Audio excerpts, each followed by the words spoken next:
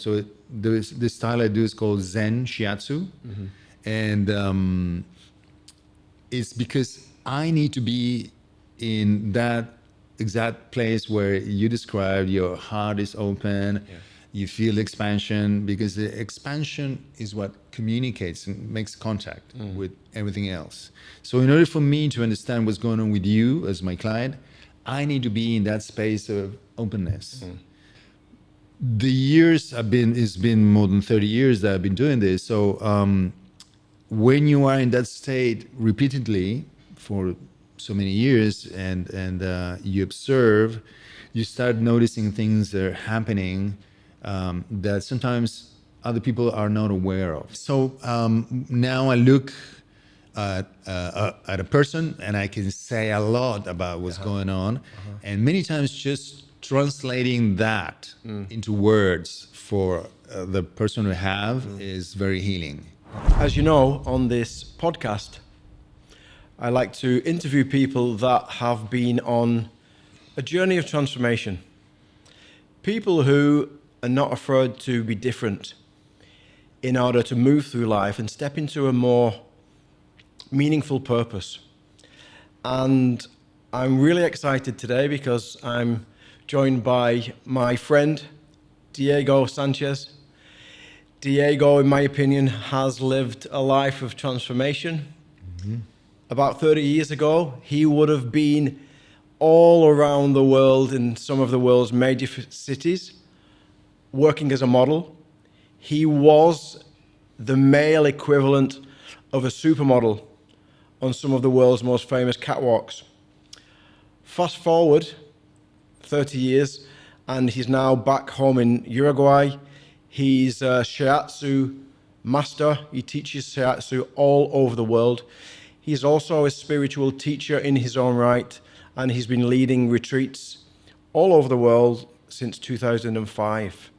And I'm fascinated to talk to him about all the in-betweens and what's happened on his journey from the catwalk to this moment. There you go. It's great to see you, mate. Thank you. Good to see you. Yeah. How do you feel being here? Feels great. It's great that you're in Uruguay. I love being here too after so many trips abroad and living in different places. Yeah. I'm happy where I am, and Great. it's been a teaching in itself, how to understand that this was my place. Yeah. And we met first about 9 years ago, I think, 2015. Wow. Yeah, I was doing some of my first work for World Rugby with the Uruguay team. Yeah. You were introduced to me. We had a couple of sessions. You were in and around. I tried to kind of refer some plays to you. Yeah. So 9 years. Yeah. I did end up seeing some rugby players for different ailments and in my office. And I remember I was also trying to coach them into the grounding techniques. I remember. Use. Yeah. Yeah. We'll come on to that actually when we talk about the work you do now. So I'm from a town in the north of England called Wigan, right? Yeah. And in my town, most of the men play rugby. Yeah. There's no male models. In my hometown, there's no male models. Yeah, probably there are. You just don't see them. I used to think I was one. I actually used to think I was tall until I got to the age of about 30 and I realized I wasn't. But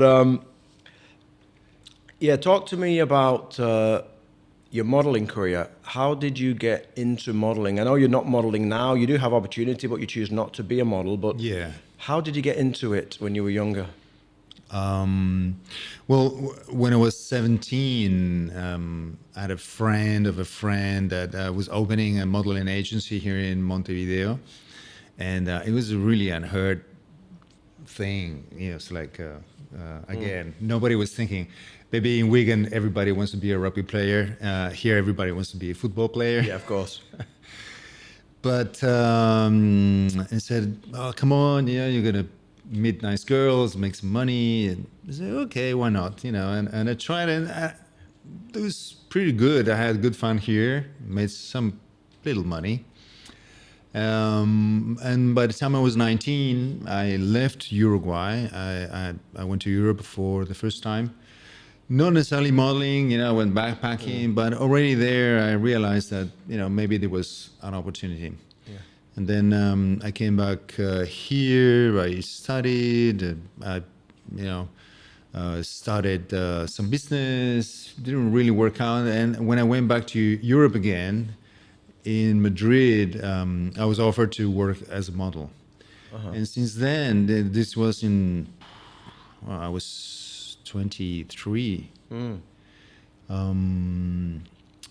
I hopped on, from in a circuit of, I had an agency in Madrid that then hooked me up with a contract with another agency in Milan, and then Paris and London, New York, and it was flying all over the world. Yeah.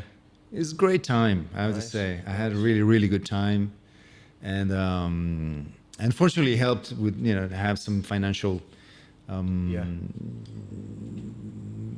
stability, to step on. So you realised you could make a decent career of it when you was about 23? Yeah, indeed. I was kind of like having a grudge about being a model. Yeah. I was always trying to do something else, but then one day I was walking on the street in Madrid, and I sort of like put my hands in a pocket, and I realized I have some money, and I was walking to my apartment where my girlfriend was there, and I was like, hey, this is not that bad. Maybe I should give this modeling career a serious chance. Yeah. And it was amazing. I have to say, it was amazing. Really, really, really good. So we spoke earlier, in some magazines you were in the top 10. Top 10 at some point, like who decides who's in the top 10, but it's modeling and fashion in general is a funny business because it's one of the few areas of the economy where women make a lot more than men. But it was good. It was good income. I traveled all over the place. I lived in 4 or 5 different countries. I speak 5 languages now, thanks to all the traveling I had to do and living in different places. I learned a lot about life. Yeah. So did you enjoy it for a while? Yeah, I did enjoy it. Apart from the traveling, what else did you enjoy about it? Well, I have to say, the traveling was amazing, and the intellectual challenge of living in places like Milan or Paris. I lived in Paris for 3.5 years, learning the language and the culture. Food. I discovered all the amazing food, the culture around that. I have great friends from that time. But in a way, it was frustrating because you can never tell why they pick you for this job instead of the next guy, or why between 200 people they choose that guy and not the other guy. It's difficult to do something that can really improve your chances. So I was lucky enough to understand this quite early on. Yeah. And I didn't try to become something that I was not. I was always me. I was kind of like weird because I was not built up, muscly kind of guy, which was fashionable at the time. Yeah. And but I still work for all the top people. It was good.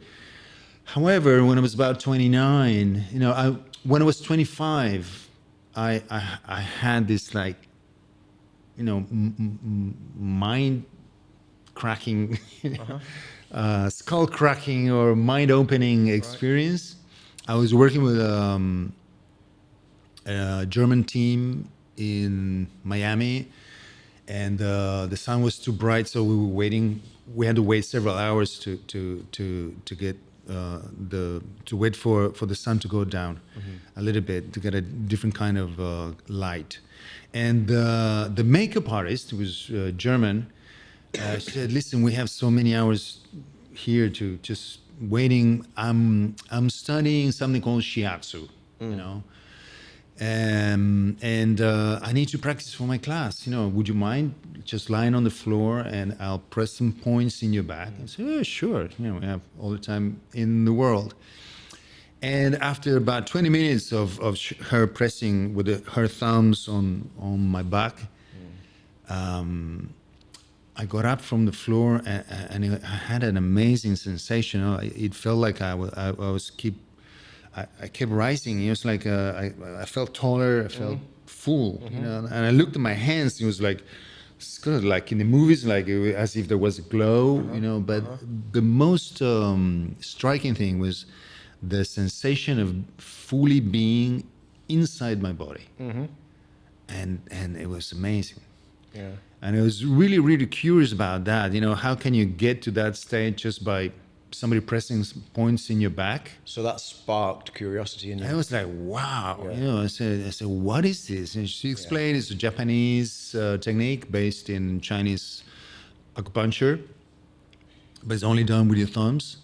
And I said, where can I learn this? And she pointed me to some books, and I started doing it. And, my wife had a headache, and it would go away. And so, in short, I went out there, bought the book, followed the instructions, and then everything was working, and I kept getting more and more interested. And eventually, when I was 29, I was living in London with my wife. We had our own apartment, good life, good car, good income. Everything was good, but I was kind of itchy. I wanted to do something more meaningful with my life than just waiting for the next job in fashion. By the way, it's one of the jobs where there's a really, really high levels of frustration that you have to deal with, and that was a very good school, I have to say. So I said, I really want to do something different, more useful with my life. And when I had that moment, I was quite sad, angry. It's a mixture of, it was not in a good spot. And then I said, I really want to move into something different. Yeah. And then, boom, like I had like a neon light, like a vision, shiatsu. The word shiatsu came up. I said, well, okay. I had already experienced it from the book. I had done some shiatsu with Japanese guys in Paris. And it's like, okay, well, I'll give it a chance. I looked up in the yellow pages at the time. And in my neighborhood, there was a shiatsu school. So I said, okay, I'm going to check it out. Went there, registered for a 3-year training course. In London, yeah? And that was it, yeah. That was the beginning. Yeah. Yeah. Okay, so you're modeling, and then at the age of 25, you've had some kind of awakening into your body, right? Yeah, yeah.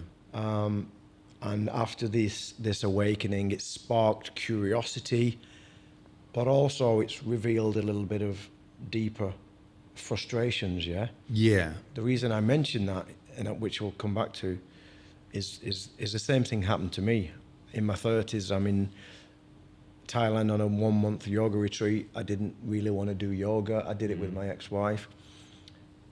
And in the meditation, I felt like somebody had literally ripped my chest open, and my heart popped up, and then it expanded, and I was the heart. And the same thing happened to me. Intense curiosity. Oh my God. There's more to life. There's more to me. But also it revealed the opposite. I was angry. I was projecting my anger onto the world of rugby, saying I'm going to leave rugby. But it was the start of an intense journey of self-discovery. What happened next for you after you kind of enrolled into the school? Yeah, I mean, at 25, when I had that very first experience, it came that curiosity and awe and wonder of that really pleasurable experience of being in my body. Also came another deep sense of regret of not having had experienced that before. So like, what did I do with my life? I was 25, at the time it was like all my life. But now I'm 58. I'm like saying, okay, I was lucky. It was quite early on. Of course.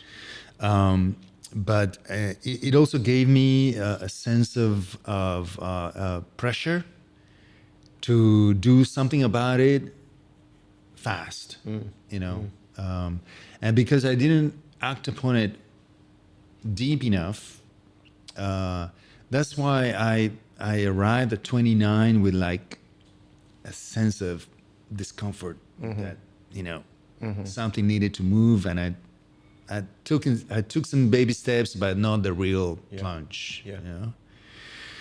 And so I started my training. Of course, my economy was depending on fashion. I was happy to work too. But it took me several years to phase out the fashion business and be a full-time shiatsu practitioner. In the meantime, I had decided to stop modeling, and I always had a very good experience in the States. Working in New York was a very good market for me. Yeah. So I said, okay, I'm going to go to New York. I'm going to stay there for a few months, make some money, and then stop. So everything was pretty comfortable anyway. But when I was in New York, I really loved the city. I loved the place. And my main teacher, although I was trained in England, they had studied with this incredible teacher, Pauline Sasaki, a Japanese-American woman that lived in Connecticut. As soon as I graduated in London, I took a flight and went to meet her. Okay. I had dinner with her and her husband after she gave me a session, and she said, listen, you should do this. I said, I want to do this, but, I have to pay the bills. Yeah, of and course, she said, okay, well, take it step by step. And she gave me the courage to really do it. And when I decided I wanted to stay, my wife, we were coming back and forth from London to New York. And she called me and says, listen, there's a letter for you here from, I don't know, State Department or something, official from the US. And I said, oh, can you open up and let me know? And she said, oh, you won the green card. There's a lottery that every year you can get drawn from, I don't know, millions of people. At the time, it was about 6 million people that had applied. Really? Yeah. Wow. And 1 in 6 million chance. yeah, well, it was about 30,000 people out of 6 million. Wow. That particular year. Every year is different, and that really helped me to get assured that I was on the right track. So she came over. We eventually bought our place in New York right before 9/11.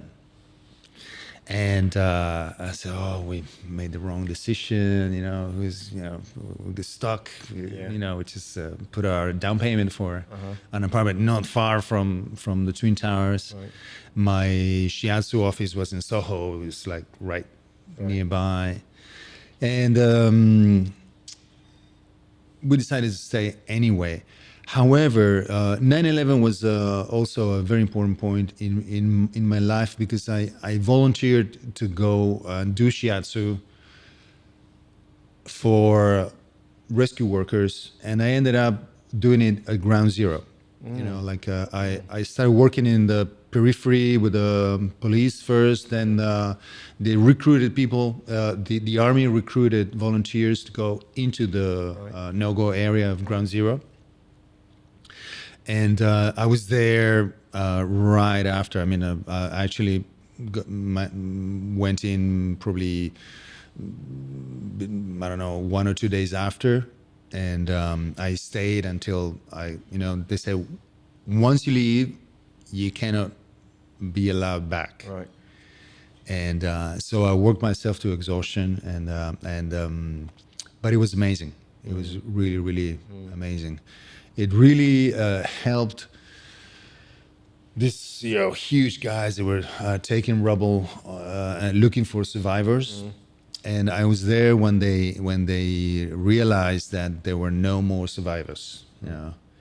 And it was a very emotional moment. This big tough guys, firemen, military, construction builders, they just broke. It was like they were exhausted, but we were helping them to get back on track, on their feet, and keep working.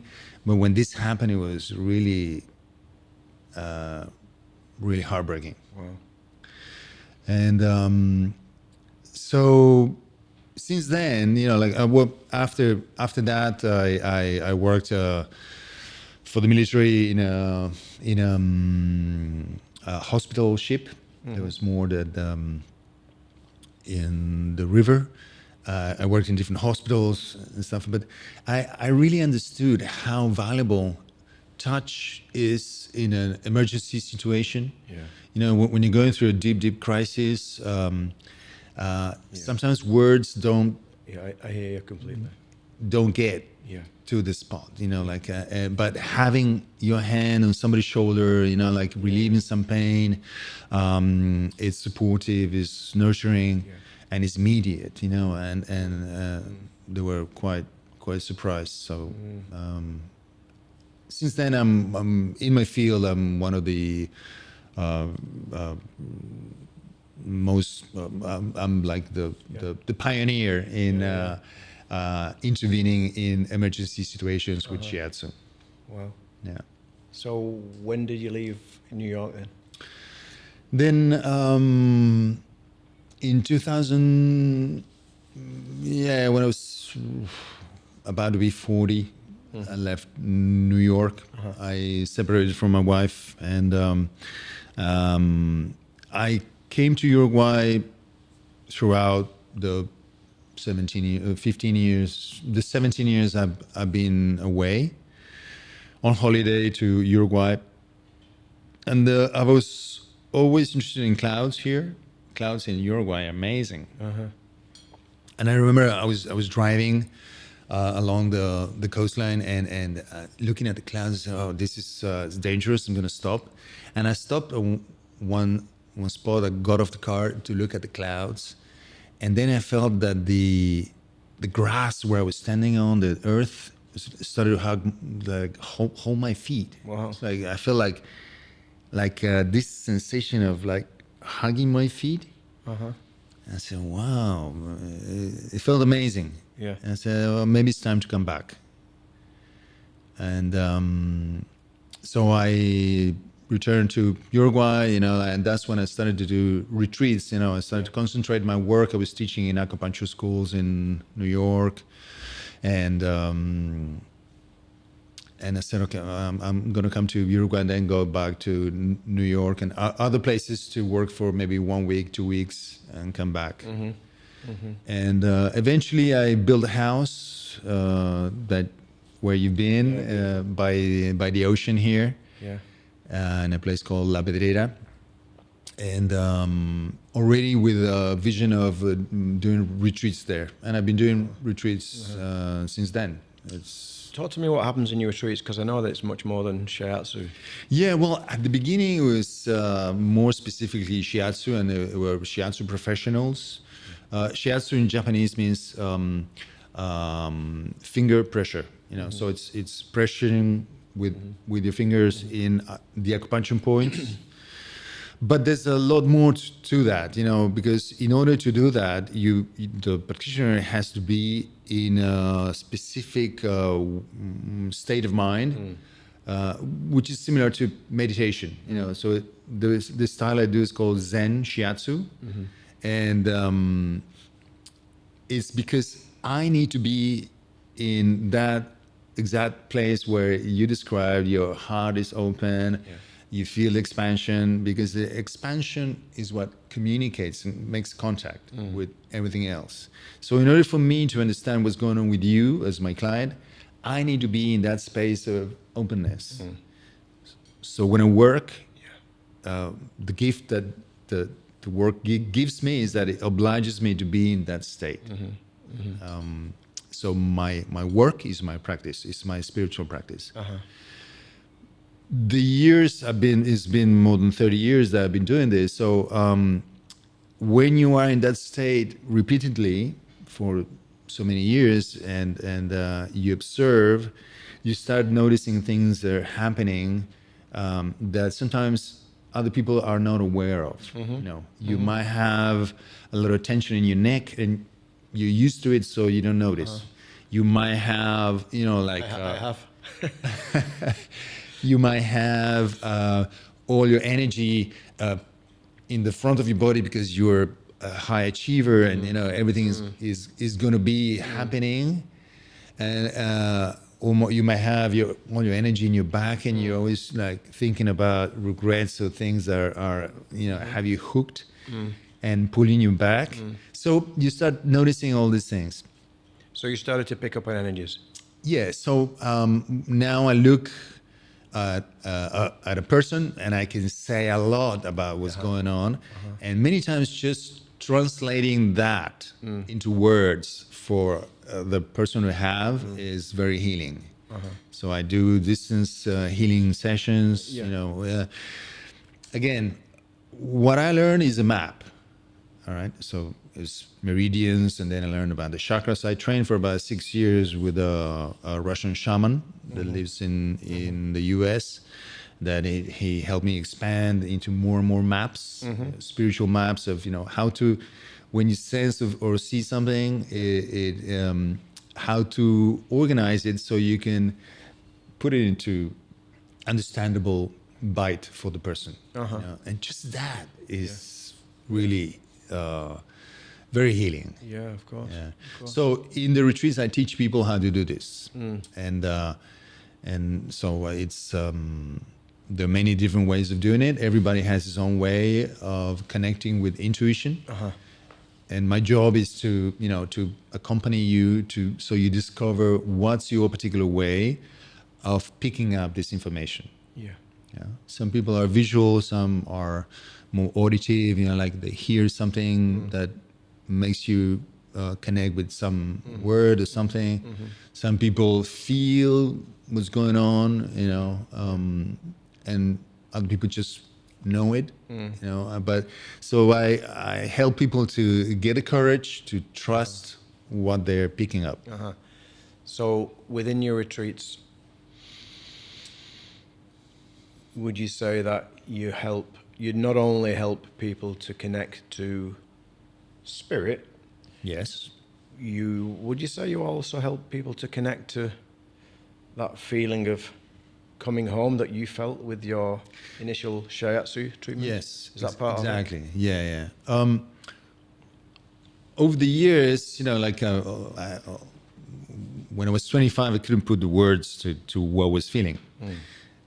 Over the years, and especially working with this Russian shaman, his name is Gregory Antuhin, I realized that the sensation that I had was something that I call grounding.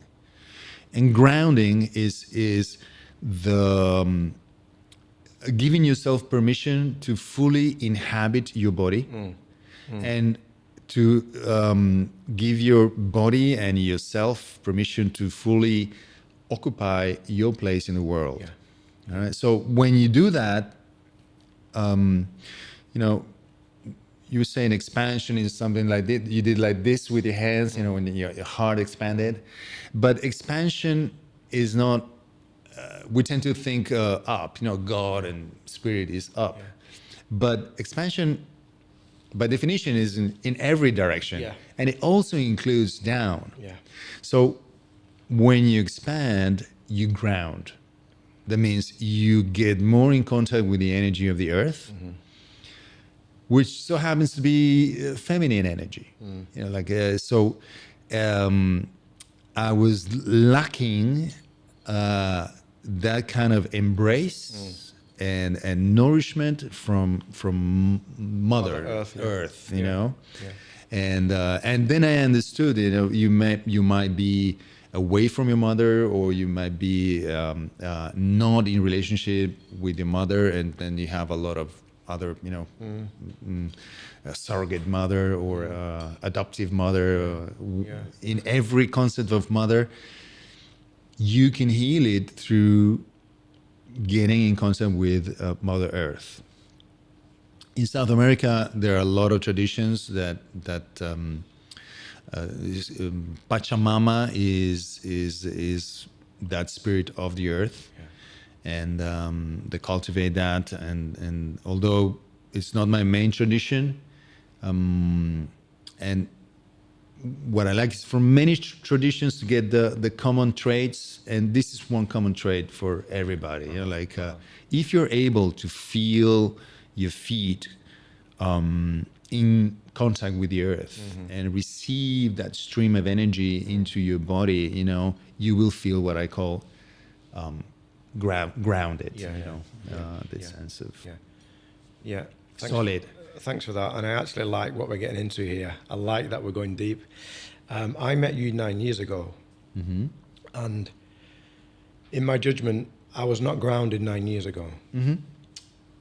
I now know why. I was kind of still on my spiritual search. I believed I could transcend all suffering, and I was living here. I was living in the pursuit of being here. Even some of my spiritual practices involved moving the energy. Most spiritual practices moving the energy propose that. Yeah. And I remember you talking about grounding, and I'd obviously read it in books because I knew about putting your feet on the earth and stuff like that, but I hadn't embodied it. And now I'm more grounded than ever in terms of my place in the world, the clarity of who I serve, my message, how I serve.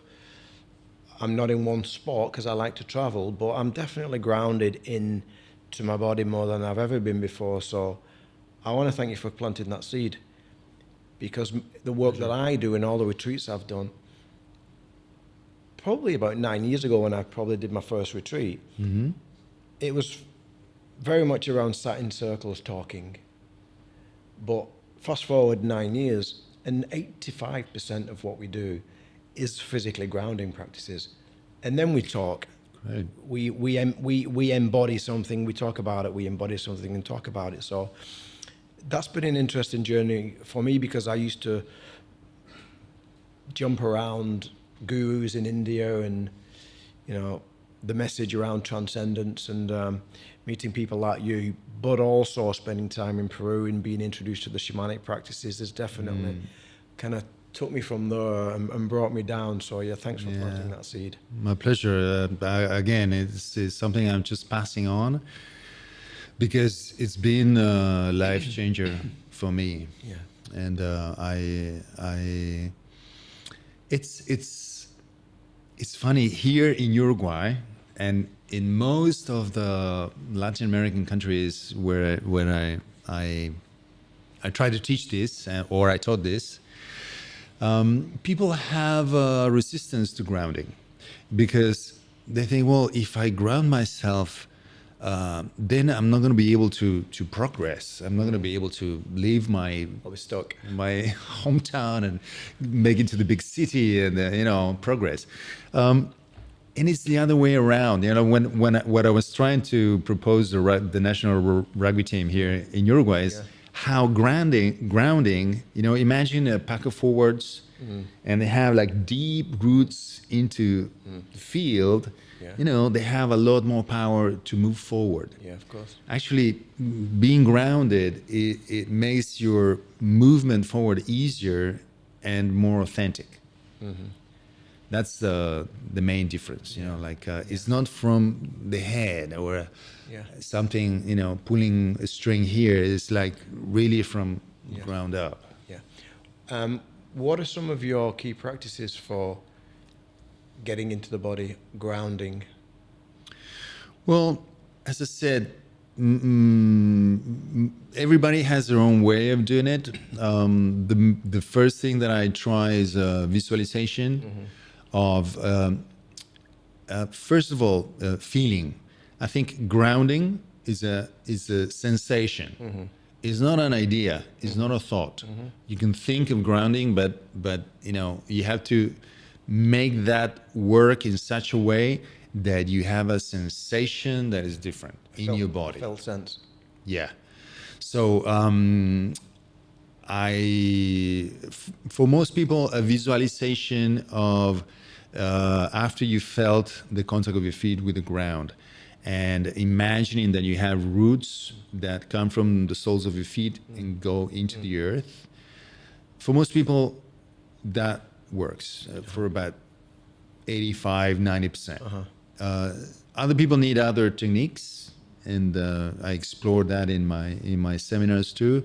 But and sometimes instead of an image, not everywhere is visual. You can say some affirmations. For example, if you say you feel your feet and you say, "I am," even if you don't understand what you are, or it could be. And in your particular language, you know, you say "I am" or "I stay," you know, and then notice what starts to happen in your body, in the sense, you know, the sensations. How do they change when you say affirmations? Just like so, it's a multisensory practice, really. Exactly. Yeah. Gut feeling, you know, gut feeling is very precise. It's not like a wishy-washy thing. And what I do helps people to understand how reliable gut feeling can be if you give it a chance to stop and ask, you know, what am I feeling? Yeah. Okay. And I know that you're a proud father. Tell me how being a father has helped your spiritual growth. Amazing. I have two daughters. One is 18 and the other is 15. And I'm really touched when, you know, that's my most important mission. I'm very happy of being a father. I have to say. We all father or mother many things. You know, I mother many projects, and I have a lot of people that are doing amazing things in the world, and they have been trained by me and through this system to work in hospitals and to do amazing things, you know, with babies in neonatology. So fathering or mothering is something that you can give yourself permission to do, you know, even if you don't have a child, you know, and it opens up whole new worlds. It's wonderful. I'm very proud father, and I can see that. I love it. And so you're 58 now. Yeah. You don't look it. What's next for you on your journey of life? Well, what are you looking forward to? What projects have you got on the go? Where's your energy going? Well, gardening. Gardening, yeah. I'm enjoying gardening a lot. Grounding. Grounding. But I'm still traveling, you know, like I keep opening new markets where people are interested in learning this stuff, you know. I work quite a bit in Europe, a little bit in the States. Some, you know, I work in Uruguay too. Thanks to the pandemic, I was able to translate all these teachings into distance healing and distance teachings through the internet. I was lucky that I did my first webinar in 2002. Wow. Yeah. When it was like really weird thing. So I was ready when that happened. Wow. So I have a platform where you know I can teach people and guide people through the steps. But yeah. I keep traveling. I think it's very, for me, we live in a world that although grounding is very much needed, I think it is because we become a lot more nomadic. Yeah. And it's okay to be nomadic, you know, to travel and move on. Yeah. And don't be attached to the physical coordinates of one specific place. But never lose that sensation of being at home wherever you are. So I like that. Yeah. The felt sense of being at home you're talking about, yeah? Exactly. Yeah. What would your 58-year-old self say to your 23-year-old self? Well done. Yeah, I was thinking you could say that, yeah. Yeah. I made mistakes, that's for sure. You know, like the verdict is not in until the very last day. But I congratulate my younger self for having had the guts to follow my vision, my instinct. You know, even if I didn't know where it was gonna lead. I'm happy I was free enough to just follow. Great. Yeah. And if I ask you to thank the 6 most significant, influential people in your life today, who would they be? Well, my parents, you know, my father, my mother, and my brothers. You can have more than 6. Yeah. My wife, my ex-wife, and then the mother of my children, which we also spent 12 years with each one of those, and my daughters, you know, like and my teachers, you know, like Pauline Sasaki, Gregory Intuihin, and all the teachers that I had that eventually led me to keep learning and improving and discovering. I feel very grateful, very, very grateful of the people that I've had around. You know, like sounds like you're standing on the shoulders of some wise elders, though. I hope so.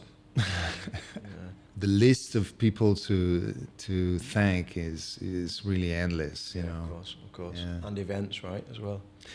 Yeah, events like, for example, 9/11.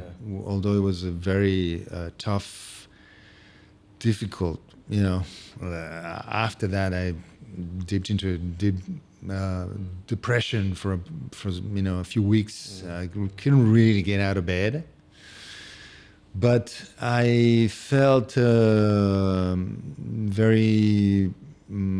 happy that I was useful and that I could have something to give in such a dire situation, you know, where surrounded by death. I'm happy at some really chance encounters of people that I've met here and there, you know, maybe from here in Uruguay and then in New York, that eventually led me to be in an operating room doing shiatsu during open heart surgery. Wow. And I've done a few of those. Wow. You know, I was the first in my profession to be fully integrated into an integrative medicine program. Wow. At Columbia University Hospital. Amazing. In New York City. So, you know, all those things happen by chance and by, again, following that gut feeling. Yeah. Wonderful. So, yeah, I've been fun. Yeah. It's been fun. Yeah. Difficult at times, but Yeah. a lot of fun. And if any of our listeners want to train with you online, or they want to find out about you, Sure, where yeah. do they find you? Just look up for Diego Sanchez Shiatsu, and you'll find through Instagram. My website is diego-sanchez.com. But you know, if you do any search, I'm easily repairable, Yeah, easily found. easily found. Yeah. Well, Diego, it's been a pleasure to Thank talk you. to you like this, and to listen to you, and to feel you as well, and the life that you've lived, and the remarkable work that you do. Thank you. And yeah, stay grounded. I am. You too. You too. Thanks, mate. That's the best I can wish somebody. Yeah. So Thank you so much. thank you.